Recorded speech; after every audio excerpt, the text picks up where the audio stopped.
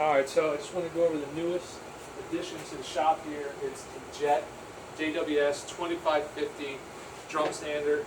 Really happy with it. I got the coronavirus special, 15% off, free shipping, and I got an additional 150 off because the cabinet was damaged during shipping, so they took another 150 off.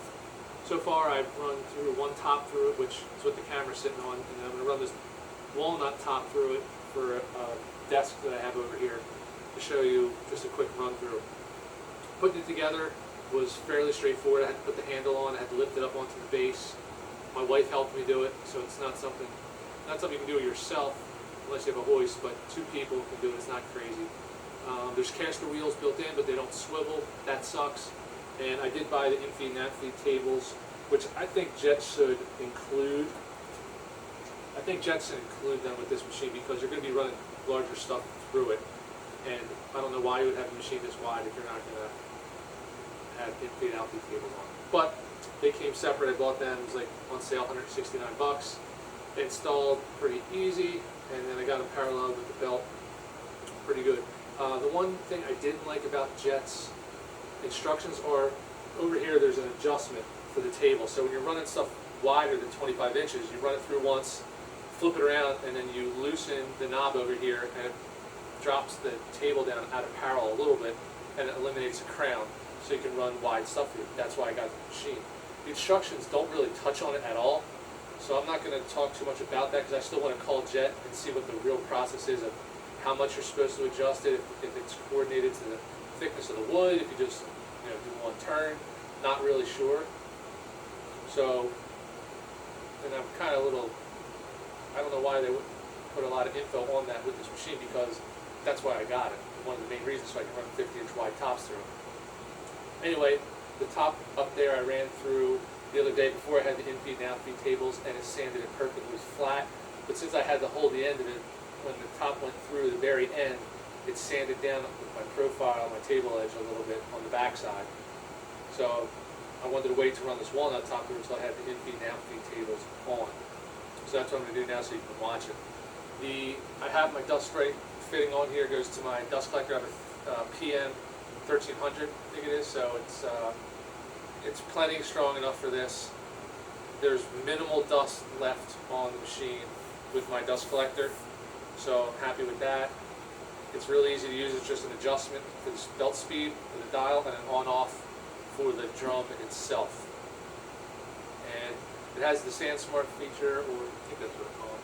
Yeah, SandSmart. So if you say turn it on 50%, let's say the dial's up halfway, and the red light comes on, you want to dial it back until the red light goes off, and that's how you know that you're taking a good pass, because it shows the motor strain with that red light. Basically, that's how I interpret it. So let's turn it on, get the dust collector going, and we'll see how this goes. I'm going to lower this down about a 16th because I've already taken a little bit off to make sure we're set up for the video. So I'm going to do that in a second. Just putting all my apron on. This is about, I don't know, maybe 1.5 inches thick black walnut top that I'm going to run through. Turn on the dust collector. Alright.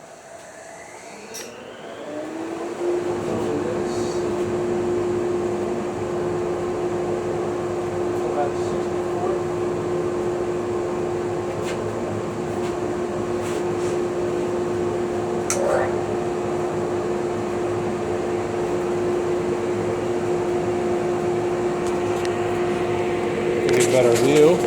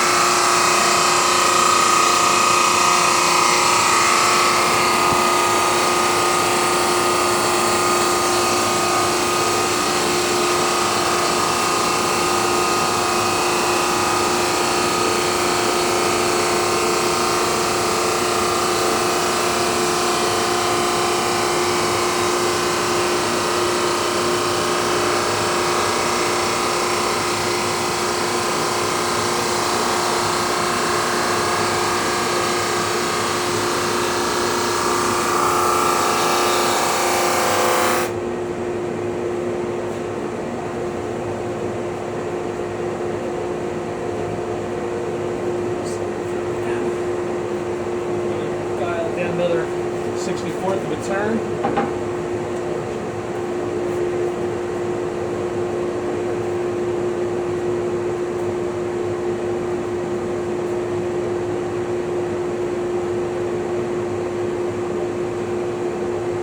Alright, I'm going to run it through the opposite way I just did, just in case there's a little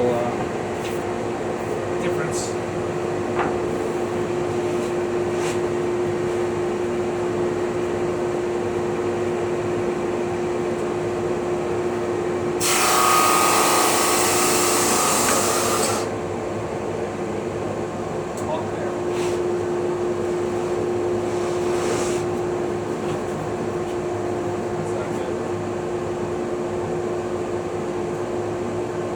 I always run the bottom first.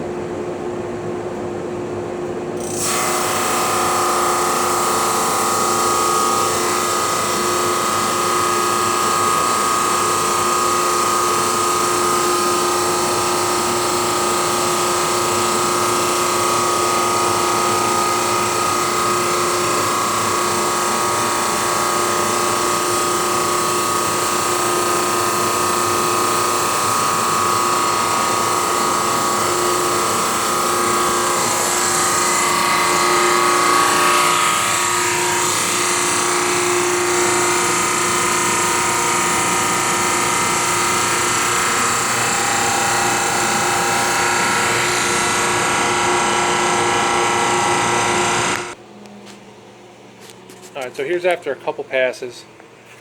I still need to go a little bit more because I want to get this mark out of it, saw marks. But it's good. It's pretty flat. There's a knot that I filled, so it's handed over some Sarbond. Filled that knot up. Pretty good. There's a couple marks from when it first came in here that I got it. It'll come out. You can't feel them, but you can see them a little bit. And I still need to do finish sanding on it, but I checked it. It's pretty flat. Now, when I was pushing it through, I did notice it was pulling it a little bit to the one side. So I'm gonna have to check and see if I need to adjust the table to the top. I mean, or to the sanding head to the table, there's adjustment in there to make sure it's parallel. The last one I ran went through perfect, no problem. This one, it's a harder wood, it's a little bit thicker. It moved a little bit when it went through, as you can see in the video. But overall, I'm still really happy with it. It's going to take a little while for me to get used to it and read up a little bit on it some more and see what I need to do just to dial it in, as with anything else.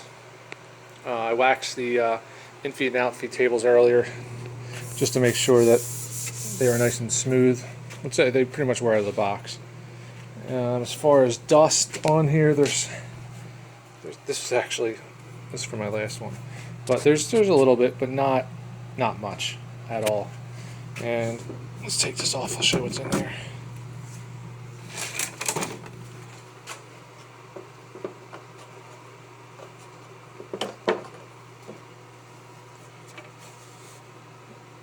There's that new design on the top, supposed to funnel the dust into your dust collector, which does a good job. That's what's in there after sanding 2 tops. And I do have a big, I don't know what it's called to clean it down here. One of these Pro Stick abrasive belt and disc cleaner, big eraser to clean it off. So I haven't run enough through there, so I don't need it yet, but it's in there. You got a lot of storage in there. I haven't really put anything in yet except for the manuals, my extra sanding disc, and my orbital. Just to get it out of, free up some space in my miter saw station where I did have it.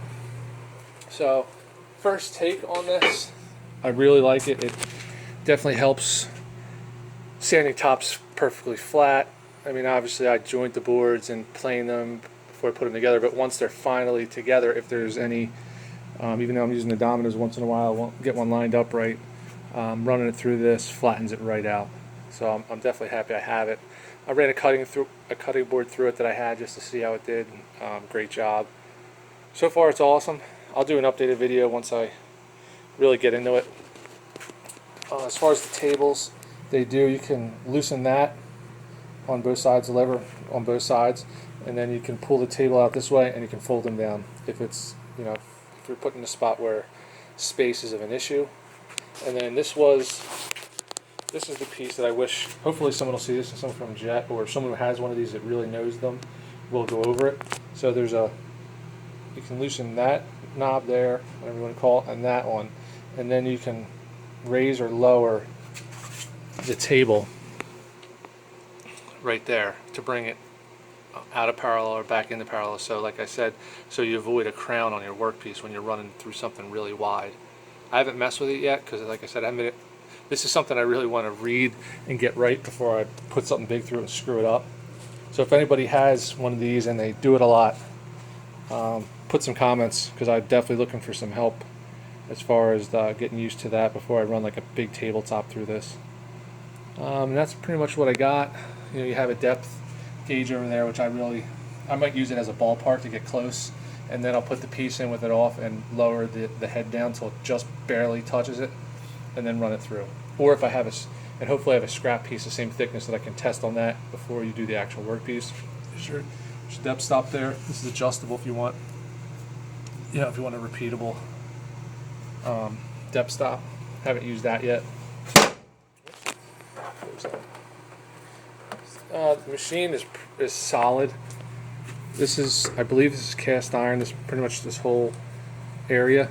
It's all metal. I mean, that's plastic, but this is all metal. The motor's substantial. The outfeed tables are okay. That's thin metal, but not terrible, but nothing crazy. And then the base is just your thin metal that a lot of shop stuff's made out of. Nothing great. There's the damage. That was shipping damage. It doesn't look like that big of a deal, but it made out of square. So if you're a perfectionist, it made the door gap different, bigger because it's bent. And also one of the mounting bolts, you mount this from the underside, wouldn't line up for, there's like I think 6, so I only have 5 in there. Not a huge deal. The machine's quiet. There's for the casters, if you want to keep it from moving, there's one of those on each side. You just screw it in, it hits the wheel, and then it won't move around. But I really wish they would have put at least one set of swiveling casters on it, because you can see my floor. I'm going to have marks all over from spinning this thing around. Not a huge deal in the shop, but that's one thing I would improve on it. Anyway, let me make sure I'm giving you the right model number. JWDS-2550. That's it right there. So hopefully gave you a little more info that you might not have. I know I didn't really go over too much because I just got it, but when I was looking to buy this, there was like no videos on this exact one except for Brad's that's up. And actually there might have been two. There's probably two videos up. So as I get further along with this thing and learn more and can give you some more info, I definitely will. Thanks for watching.